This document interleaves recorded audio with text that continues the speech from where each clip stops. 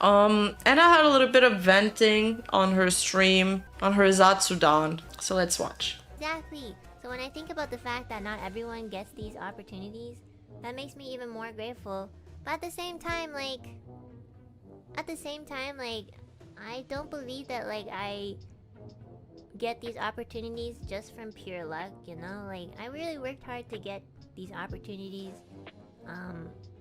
Like, I make my own luck for the most part, you know? Like, doing everything, like, pushing myself over the limit and stuff like that. Like, yeah, it's me making my own luck, and that's what's brought me here, so...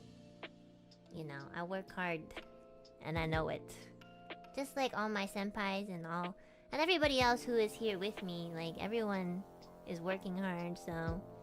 You know, whenever I see people kind of, like, invalidating that, like, maybe... From the outside, you might not understand, you know, the experiences that we go through, because you don't see the timeline of how much work we put into stuff, but... That's so unfortunate, because if you can't see it, or even, like, come to realization that that's how people get to these places, then I don't think you can probably get there yourself, because you're not able to see it in the first place. So yeah, like, this year was full of so many people, like, just jumping on the wagon and shitting on us, but I really, really don't care. I'm so happy to be here. I'll always be happy to be here. And even when I move on from this chapter in my life, this is still gonna be a really important... So, okay, I think that people are gonna take some of her explanation in a more, like, bad faith way. When she says, like, I don't care, people have been shitting on Niji Sanji this year and hopping on a bandwagon, true. And then she says, but I really don't care. I think she means, she's not saying I really don't care that people are shitting on us, because obviously you would care about that, even just a little bit. Even though you learn to ignore it, you still care a little. But I think she's saying...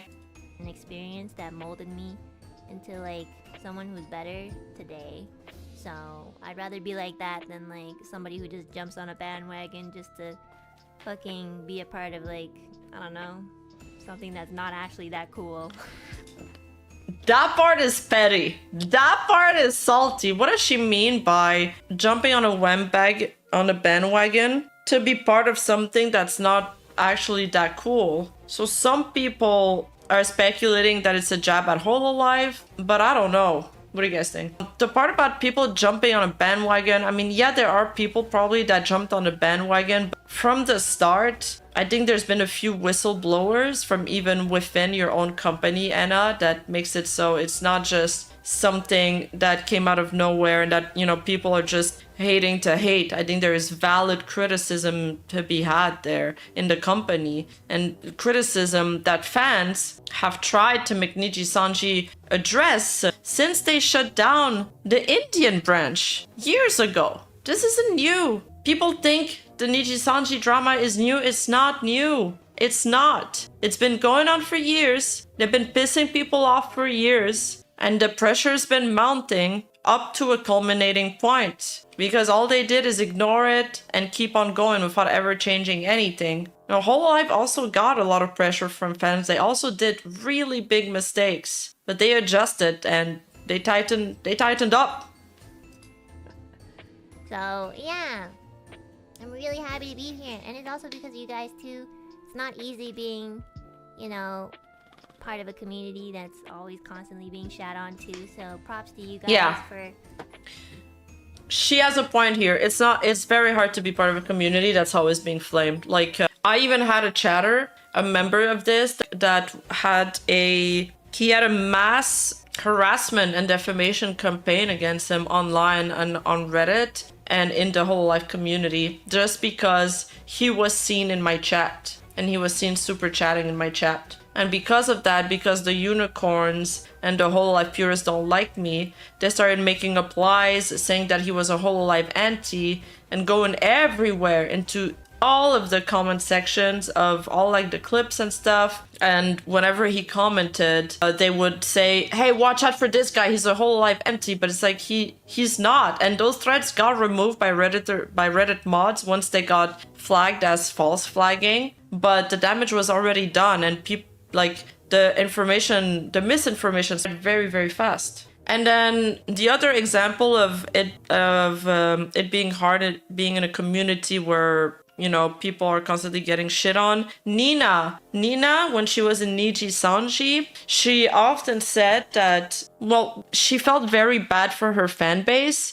because people really disliked her. I don't know if it was Niji Sanji fans or 4chan or whatever, but they would make a laundry list of all the little mishaps she's done, and they would always circulate that, and people just disliked her. And now as Matara, there's a clip of her saying, you know, I'm happier now because I feel like my fans, they can support me without feeling ashamed of it. And it was so sad. She was like, it wasn't even that they were insulting me. I was scared for my fan base and I felt bad and I felt hopeless. And, you know, it hit right on because that's exactly how I felt when one of my audience member was being harassed. It feels so sad, so bad because, you know, you guys are innocent. You're just there to watch. You're just there to support. You didn't do anything wrong. So honestly, props to the Niji Sanji fans that are sticking around their Oshis and being positives, especially if they're quiet on Twitter. Because even if you are trying to defend your Oshi on Twitter, trust me, you're just fanning the flame. Like the back and forth, the war that's going on, it's only gonna stop once people stop talking about it. Like, just stop talking about it. That's all they gotta do. I'm more surprised Niji livers are still allowed to talk about and address these things on streams because it doesn't help. The management company should be addressing it. Well, do you think they should still address it now? I think they shouldn't address it anymore. I think they need to stop talking about it. Yeah, same with the livers, you're right. They should probably just stop, but I'm not really gonna blame her because it's been probably a tough year for them. Even though we find them cringe, we don't actually have any proof of the accusations against Enna, so like, so far in my book, she hasn't done anything wrong. Believing in, like, you know, just believing in, like... Except be annoying, you know, and talk about it too much, and sometimes be... She's had a lot of gauche opinions, like when she streamed very close to the termination, and it felt like she wasn't really affected by things, and she was kind of brushing everything off. Those opinions did not help her. It did not help her at all. You know, us, you know? It's... like, even if none of you guys will ever know, like, the full story of stuff, and even then, I think it's very admirable that you guys, like, will still trust us to some degree. So I really, really, really appreciate that. I think it says a lot about somebody when they are able to kind of, you know, make their own judgment and critical thinking and stuff like that. So thank you.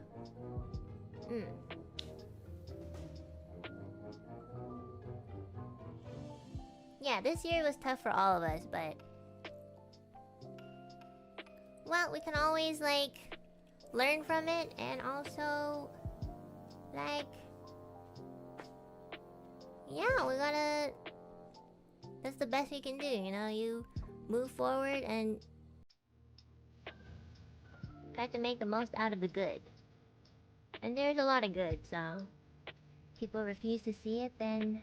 I'm just gonna emphasize it even more. Yeah.